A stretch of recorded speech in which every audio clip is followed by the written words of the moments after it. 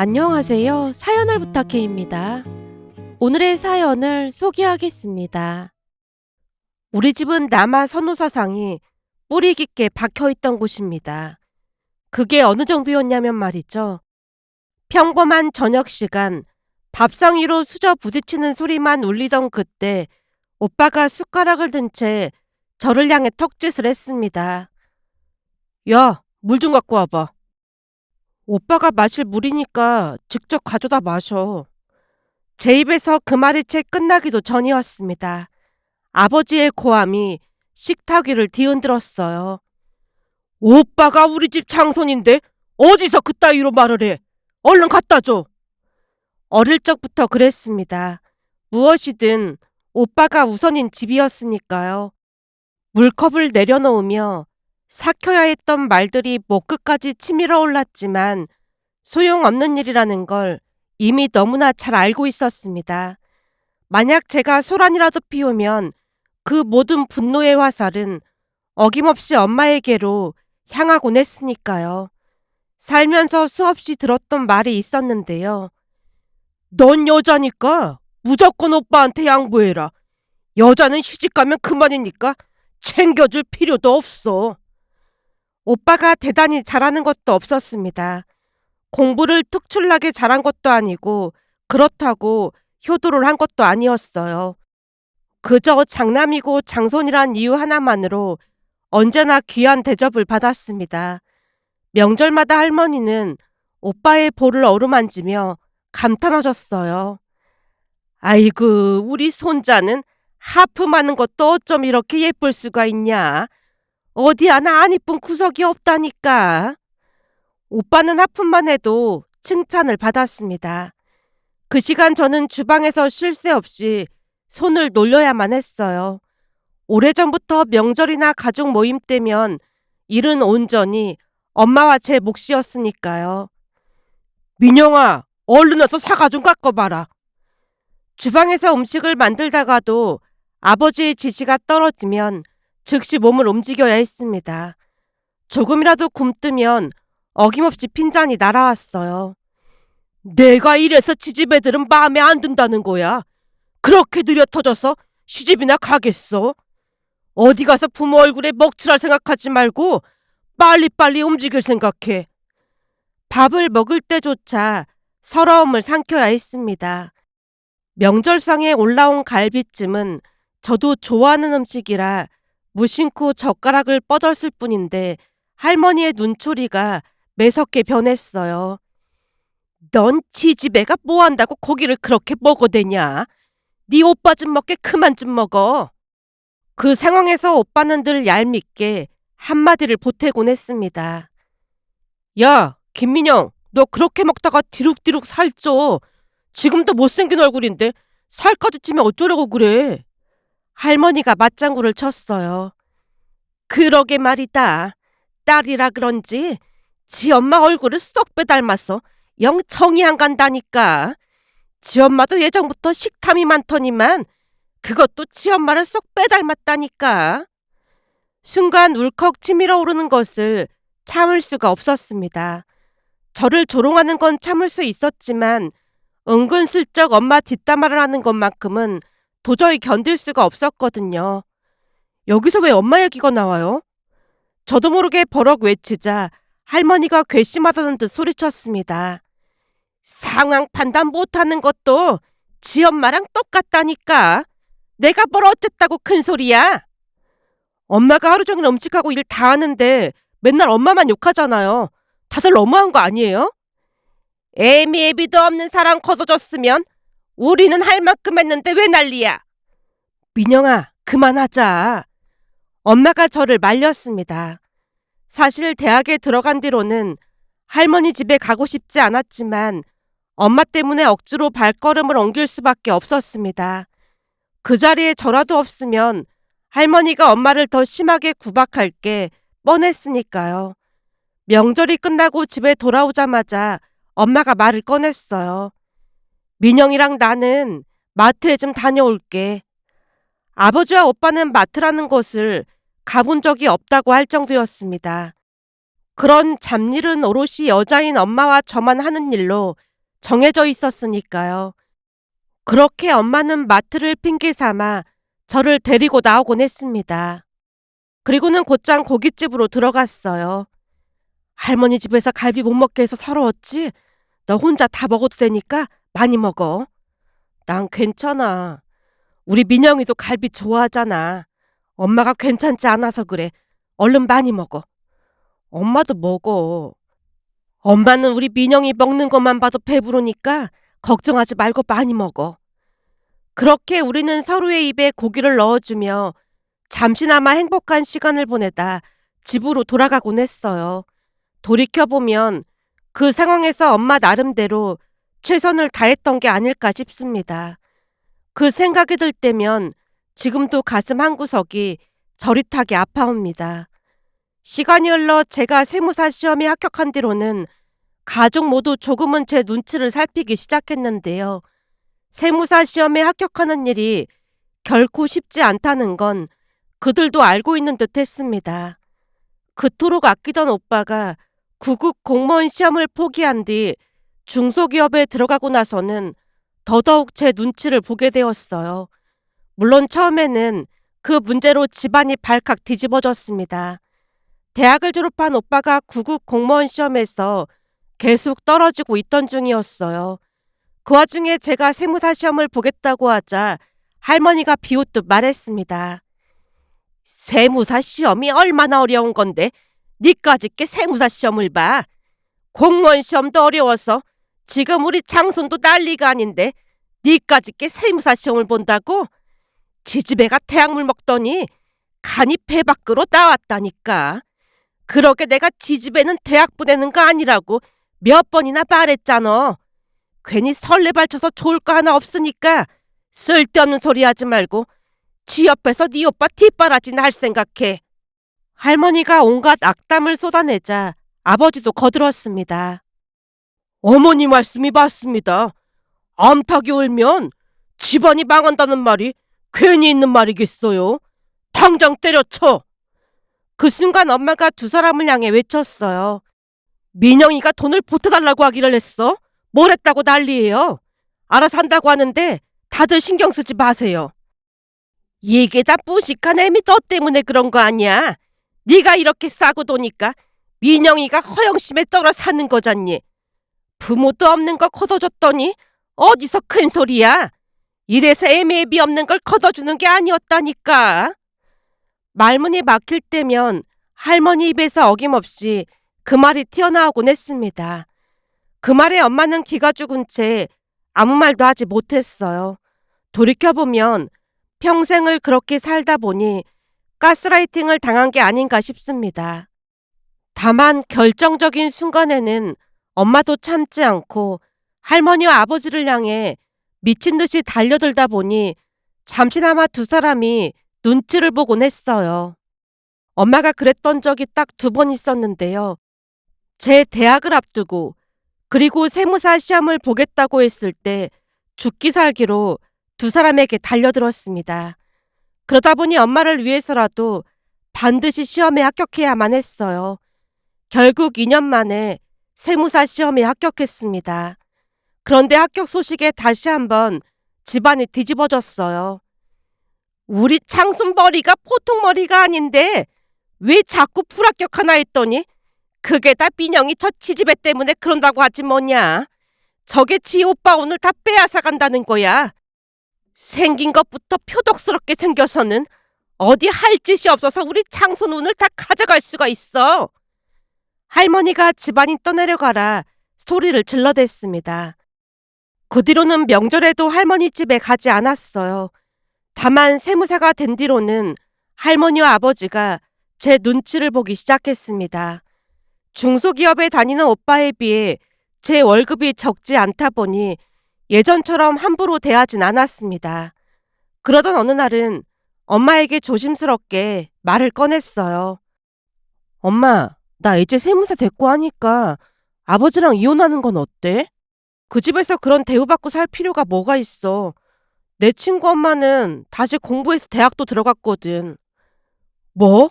네 친구 엄마라면 나랑 나이가 비슷할 텐데 대학에 갔단 말이야?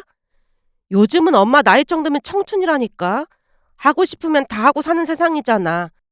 근데 이런 세상에 구박만 하나 할머니랑 아버지 눈치 보고 살 게 뭐가 있겠어?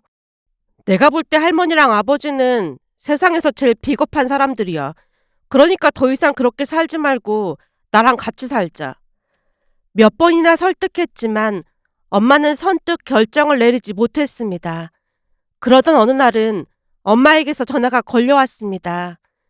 민영아, 오빠가 결혼하겠다고 여자친구를 데려온다지 뭐니. 다음 주 주말에 온다고 하니까 너도 잠깐 들러.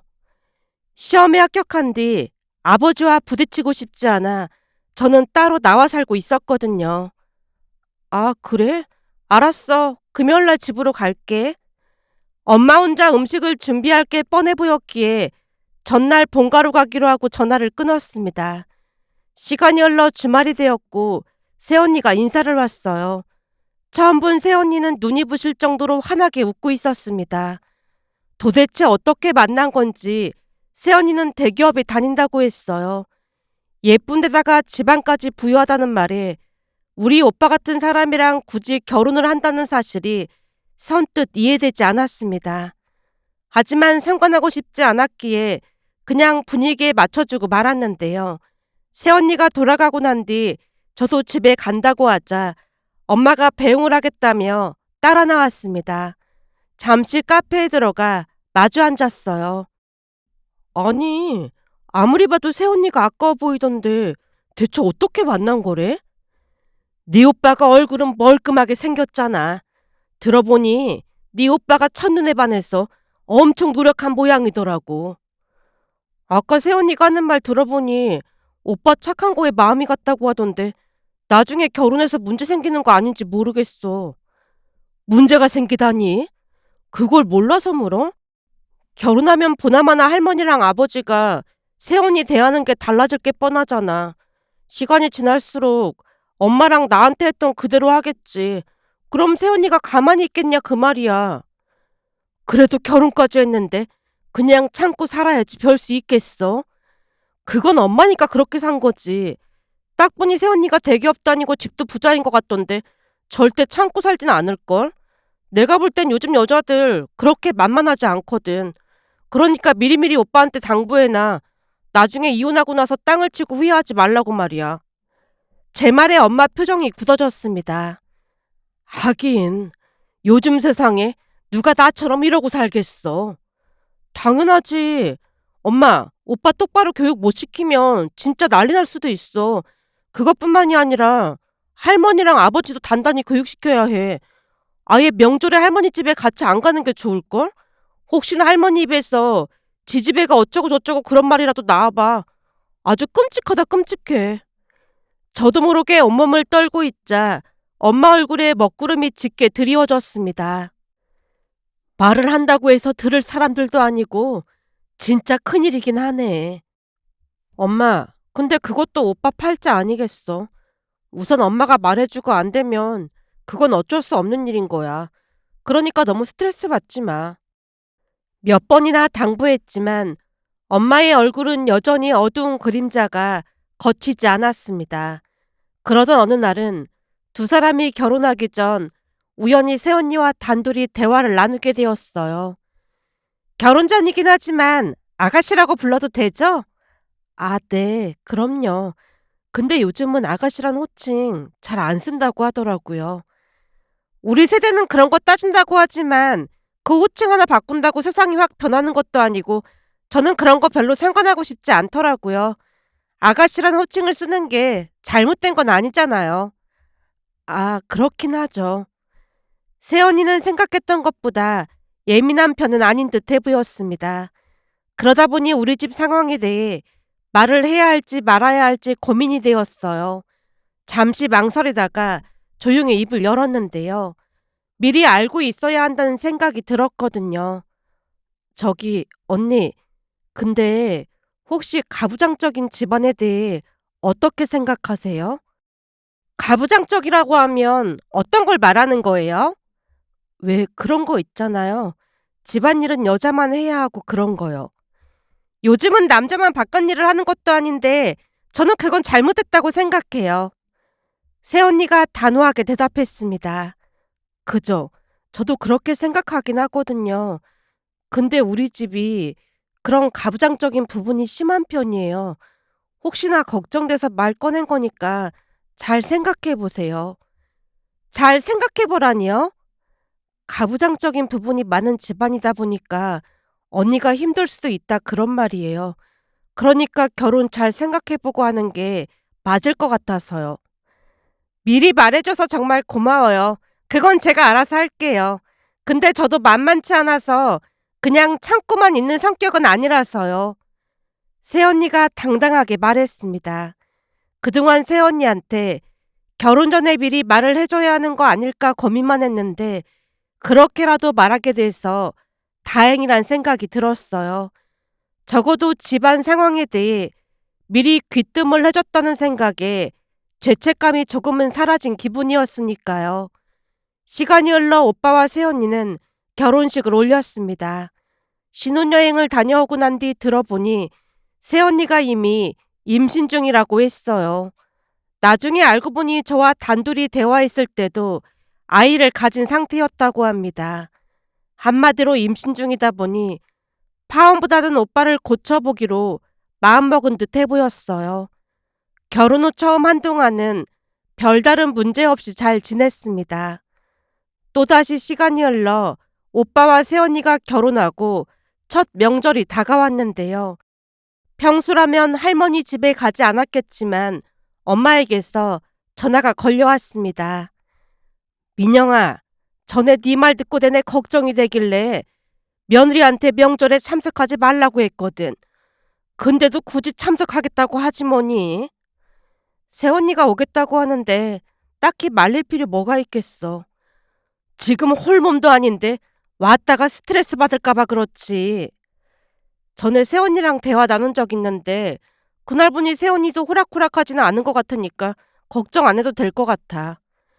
그래도 혹시나 걱정돼서 그러니까 이번 명절에는 너도 참석하면 안 될까? 알았으니까 너무 걱정하지 마. 그렇게 첫 명절이 다가왔습니다.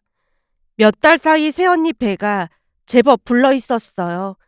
그런데 오빠와 새언니가 도착해서 숨을 돌리고 있던 사이 할머니가 새언니에게 다가가 말을 꺼냈습니다. 오늘은 손주 며느리가 깎아주는 사과 한번 먹어볼까? 시집 올 때 과일 깎는 건 배워서 왔겠지. 얼마나 잘 깎는지 한번 보자꾸나. 그 말에 오빠가 벌떡 일어나 말했어요. 할머니, 사과는 내가 깎을게. 뭐? 네가 뭔 사과를 깎는다고 그래? 그런 일은 여자가 하는 일이니까 넌 가만히 앉아있어. 그 모습에 제가 급히 뛰어가 말했습니다. 새언니 임신까지 해서 힘든데 내가 할게요. 그 순간 새언니가 손을 번쩍 들었어요. 잠시만요. 새언니가 밝은 미소를 머금은 채 오빠를 향해 고개를 돌렸습니다. 자기야, 뭐해? 집에서 하던 것처럼 자기가 깎아봐. 사과 예쁘게 깎는다고 우리 엄마한테 칭찬까지 받았잖아. 할머님, 이 사람이 과일을 아주 기가 막히게 잘 깎거든요. 순간 거실의 공기가 싸늘하게 얼어붙었습니다. 곧 할머니 얼굴이 일그러졌어요. 이게 다 무슨 소리야? 우리 창손이 뭘 했다고? 뱃속의 아기가 과일을 어찌나 좋아하던지 특히나 아빠가 깎아준 과일을 좋아하거든요. 자기야, 뭐해? 얼른 하지 않고. 오빠는 당황한 기색이 역력했습니다. 그러더니 기어이 입에서 헛소리를 쏟아내기 시작했어요. 야, 김민영, 네가 와서 해. 그 말에 새언니의 눈빛이 차갑게 가라앉았습니다. 지금이 어느 시대인데 여자일 남자일 구분을 해?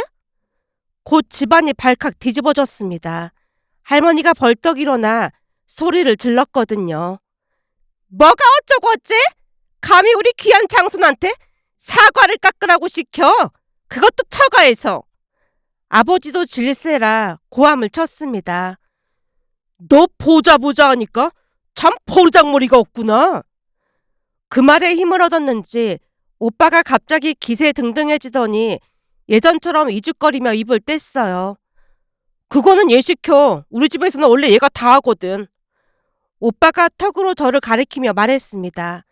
그 말에 새언니의 눈빛이 무섭게 돌변했는데요. 마치 눈동자 속에서 불꽃이 있는 것 같았어요. 그게 무슨 소리야? 새언니의 목소리가 날카롭게 거실을 갈랐습니다. 언제나 우리 엄마가 사업하는 게 멋있다며. 근데 그 말 전부 거짓말이었구나. 엄마한테 전화해서 그동안 자기가 우리 속였다고 말해야겠어. 새언니가 휴대폰을 집어들자 오빠가 갑자기 저자세로 빌기 시작했습니다. 자기야, 잠깐만. 난 그냥 그동안 집에서 이런 일 안 했다 보니 허세 한번 부려본 것 뿐이야. 그치만 결혼하고 나서는 완전 달라졌잖아. 그동안 자기도 봐서 알잖아. 잘못했어. 그러더니 새언니가 엄마와 저를 바라봤어요. 그동안은 여자들만 일을 한 것 같은데 이제부터는 다 함께 일하는 게 좋을 것 같습니다. 아니면 저는 이 사람이랑 이혼하겠습니다. 뭐? 이혼이라니? 하여간 요즘 것들은 이혼이라는 말을 참 쉽게 한다니까. 할머니가 혀를 찼지만 새언니가 일침을 가했어요. 뱃속에 아이가 아들이라고 하는데 이혼하면 두 번 다시 못 보게 될 겁니다. 이혼하면 아이 성도 아빠 성이 아닌 제 성을 따르게 할 거예요. 엄마가 사업을 하셔서 같이 일하는 변호사 통해서 이혼 소송하면 우리가 100% 이길 게 분명하거든요. 들어보니 장손이 이혼했다는 소리 끔찍하게 싫어하신다고 하던데 할머님, 우리 이혼할까요? 아니면 앞으로는 남녀 구분 없이 똑같이 일하면서 행복하게 잘 살까요? 새언니의 물음에 할머니의 낯빛이 어두워져 있었습니다. 곧 할머니 입에서 놀라운 말이 새어나왔어요. 애비야, 얼른 가서 애미 덥지 않고 뭐하고 있니? 방댕이가 그렇게 무거워서 뭘 해먹고 살겠어? 빨리빨리 움직여. 저보고 주방 일을 하라고요? 넌 손이 없어, 팔이 없어. 그동안 그만큼 얻어먹었으면 이제는 일 좀 해도 되잖아. 그럼 애들 이혼하는 꼴을 보고 말겠다는 거야? 할머니가 버럭 외치더니 방 안으로 들어가 버렸습니다. 그런 할머니 말에 엄마와 저는 놀란 채 입이 다물어지지 않았어요. 절대 변하지 않을 것 같던 할머니 입에서 그런 말이 나왔다는 것이 도무지 믿어지지 않았거든요.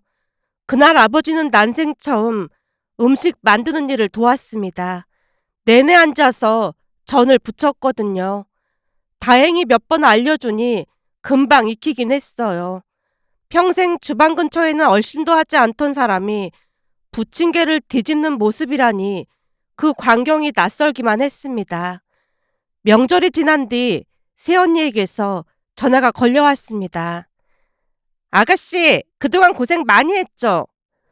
불만이 많긴 했지만 참고 살았어요. 근데 언니 덕분에 광명을 찾은 기분이에요. 정말 감사해요. 사실 그 사람이 변할 것 같지 않았다면 임신해서도 결혼 안 했을 거예요. 그치만 우리 엄마 말이 고쳐 쓸 수는 있겠다는 말을 했어요. 그 말 믿고 결혼했던 거고 여전히 가르칠 게 많긴 하지만 그래도 최악은 아니네요. 정말 감사해요. 사실 명절 지나고 엄마가 언니한테 고맙다고 눈물까지 흘리더라고요. 자식인 우리는 손 놓고 있었다는 생각이 들어서 죄책감도 들고 그랬어요. 큰일이 아니고서는 절대 바뀌지 않았을 거예요. 오죽했으면 제가 뱃속 아이 얘기까지 꺼냈겠어요. 앞으로는 제가 싹 다 바꿀 테니까 걱정하지 마세요. 새언니가 잠시 뜸을 들이더니 조심스레 말을 이었습니다. 참, 그리고 한 가지 더 묻고 싶은 게 있는데 명절 때 보니까 할머님이 어머님 친정이 없어서 어디 갈 곳도 없다고 하던데 항상 그랬던 거예요? 네, 맞아요. 오죽했으면 엄마 소원이 명절 때 남들 다 가는 친정 한번 가보는 게 소원이라고 하겠어요. 일가 친척도 없다 보니 할머니가 대놓고 놀리기도 했어요. 요즘은 제가 모시고 나가긴 하지만 여전히 친정 없다고 무시하고 있어요. 그때 당시에는 그저 푸념을 늘어놓듯 말했는데요. 새언니가 그 말을 마음 깊이 담아두고 있을 줄 누가 알았겠어요. 그런데 그 다음 명절을 앞두고 놀라운 일이 일어났습니다. 엄마가 놀라서 전화를 걸어왔거든요. 예, 니들 할머니한테 전화가 왔는데 이상한 말을 하는 거야. 이상한 말이라니? 선물 세트가 몇 개나 할머니 집으로 도착을 했다는데 그 선물 세트에 백은심 친정엄마가 보냅니다라고 적혀 있다는 거야. 그게 무슨 소리야? 백은심은 내 이름이 맞긴 한데 우리 엄마는 돌아가셨잖아. 근데 이게 무슨 일인지 모르겠다. 그래서 뭐라고 했는데? 확인해 본다고 했지. 그의 명절날 온 가족이 다 모이자 할머니가 말을 꺼냈습니다. 에이미는 선물 세트 보낸 사람이 누군지 확인해 본 거야? 도무지 무슨 일인지 모르겠어요. 그럼 저걸 어떻게 해야 할지 모르겠다. 누가 보냈는지도 모르고 먹을 순 없잖니. 한우 선물 세트에 굴비 선물 세트, 거기다 과일 선물 세트까지 대체 누가 보낸 거야? 할머니가 어리둥절한 표정을 짓고 있자 새언니가 입을 열었어요. 그 선물 세트 우리 외할머니께서 보내셨어요. 제가 말씀드린다는 게 깜빡했네요. 뭐? 거기에 백은심 친정엄마가 보낸다고 써있던데 사돈이 보냈다니. 저번 명절에 할머니께서 어머님한테 친정도 없어서 어디 갈 데도 없다고 하시면서 사돈한테 선물 세트 한번 받아봤으면 좋겠다고 하셨잖아요. 밥 먹다가 우연히 그 말을 꺼냈더니 외할머니께서 그것만큼 서러운 게 없다고 하시면서 앞으로 외할머니께서 어머님 친정어머니가 되어주시겠다고 했어요. 사돈 사이에 그게 말이 되는 소리니? 어디서 족보 꼬이는 소리라고 앉았어. 개인적으로 그런 모녀 사이가 되겠다는데 굳이 말릴 이유가 뭐가 있겠어요. 그런다고 해서 문제될 게 전혀 없잖아요. 거기다 할머니께서도 사돈한테 선물 세트 한번 받아보고 싶다고 하셨잖아요. 입양? 뭐 그런 걸로 생각해달라고 하셨어요. 그리고 앞으로는 친정이 있으니까 명절 끝나고 꼭 친정 가게 해달라고 하셨어요. 어머님, 차례 지내고 같이 가세요. 외할머니께서 꼭 같이 오라고 했거든요.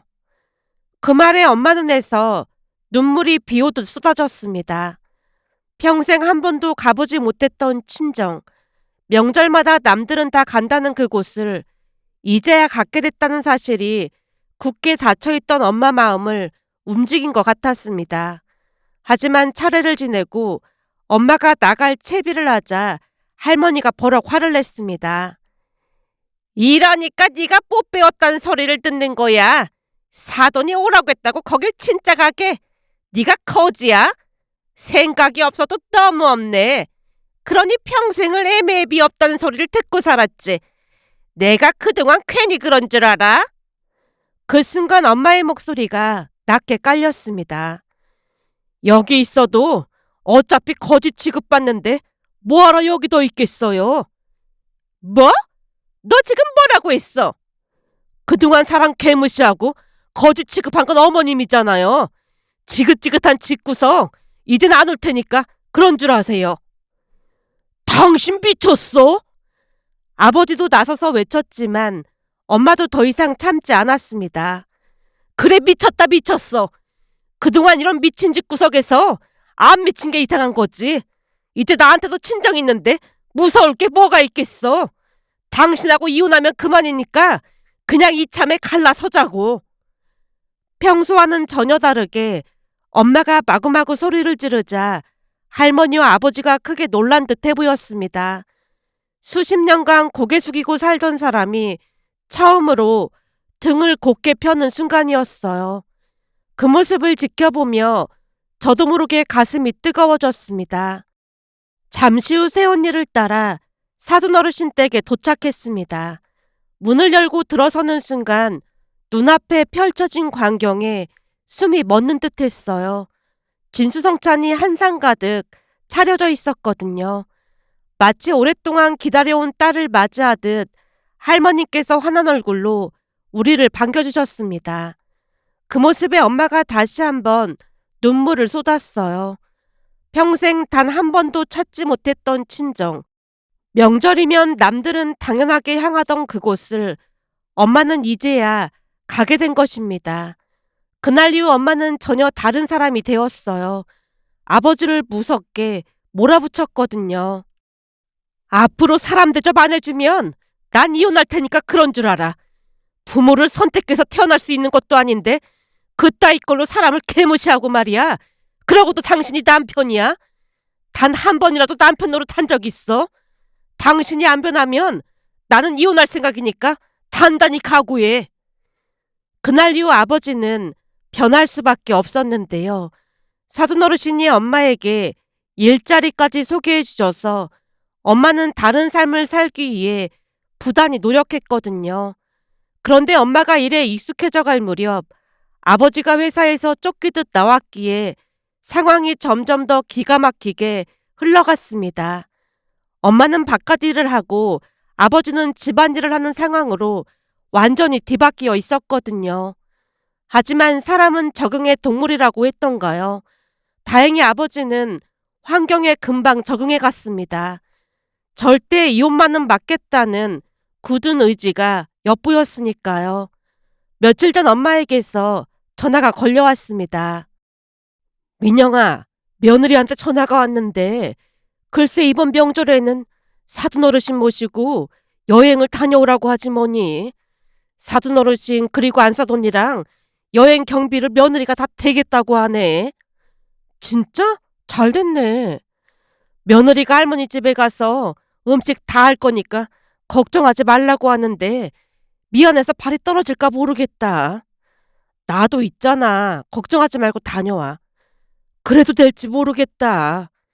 그동안 고생만 했는데 안 될 게 뭐가 있어. 친정 엄마랑 여행 간다고 생각하고 재미있게 놀다 와. 나도 돈 보낼 테니까 여행 가서 엄마가 밥도 사고 그래. 이래서 집안에 사람이 잘 들어와야 한다는 말이 있나 보다. 며느리 덕분에 요즘은 살맛이 난다니까. 예전에는 이런 세상이 있을 줄 상상도 못했거든. 엄마, 이제라도 엄마 인생 살 생각해. 사돈 어르신이 어찌나 잘 챙겨주시는지 진짜로 친정엄마 같다니까. 요즘은 사돈 어르신이랑 안사돈 덕분에 얼마나 든든한지 모르겠어. 엄마 목소리에 물기가 어려 있었습니다. 전화를 끊고 나서 한참 동안 창밖을 바라봤는데요. 예전 일들이 스쳐 지나갔습니다. 자라오면서 딸이라는 이유만으로 차별받던 것과 고기 한 점 집는 것조차 눈치를 봤던 것, 그리고 평생 친정 한번 가보는 게 소원이라던 엄마, 그 모든 서러움이 이제야 조금씩 녹아내리고 있었습니다. 새언니가 우리 집에 온 것은 정말 큰 행운이라는 생각이 들었습니다. 이제야 비로소 진정한 가족이 되어가고 있다는 생각이 들어서 새언니에게 고마운 마음을 전하고 싶어 이렇게 글 남겨봅니다. 오늘의 사연은 여기까지였습니다. 즐겁게 보셨다면 구독, 좋아요 부탁드립니다. 고맙습니다.